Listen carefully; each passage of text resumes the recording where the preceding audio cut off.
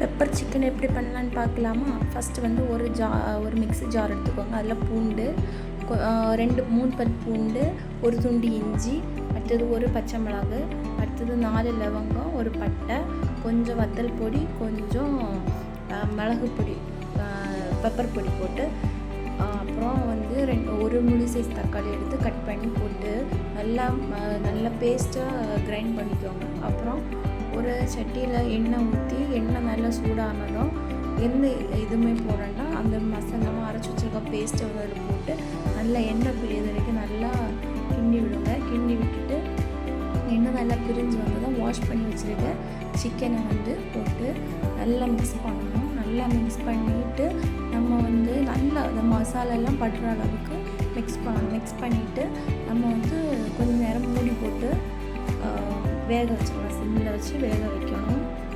Minutes கழித்து open பண்ணிங்கன்னா அது வந்து கொஞ்சம் நல்லா அந்த மசாலா அந்த எண்ணெயிலே கொஞ்சம் வந்துடும். இந்த ஸ்டேஜில் வந்து நம்ம என்ன பண்ணணும்னா கொஞ்சம் வந்து தேங்காய் துருவல் கூட ஒரு 3 கைப்பிடி அளவுக்கு கருவேப்பிலை போட்டு நல்லா பேஸ்ட்டாக தண்ணி ஊற்றி நல்லா பேஸ்ட்டாக அரைச்சிக்கோங்க. அந்த பேஸ்ட்டை வந்து நம்ம என்ன பண்ணணும்னா இந்த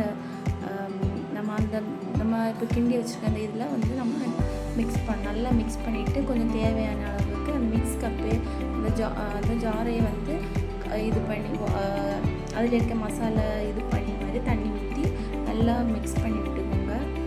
மிக்ஸ் பண்ணி விட்டால் தான் கொஞ்சம் உப்பு போட்டு தேவையான அளவு உப்பு போட்டு நல்லா மிக்ஸ் பண்ணி மூடி போட்டு கொஞ்ச நேரம் நல்லா வேக வச்சுக்கோங்க. சிம்மில் வச்சு நல்லா மூடி போட்டு வேக வச்சுக்கோங்க.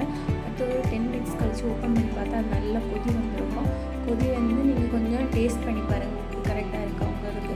அப்படியே டேஸ்ட் பண்ணி உங்களுக்கு டேஸ்ட் எல்லாம் கரெக்டாக இருந்ததுன்னா நீங்கள் வந்து ஸ்டவ் ஆஃப் பண்ணி சர்வ் பண்ணலாம். இது சப்பாத்தி, பூரி, இட்லி, தோசை எல்லாத்துக்குமே இது வந்து நல்லா இருக்கும். ட்ரை பண்ணி பாருங்கள். பாய்.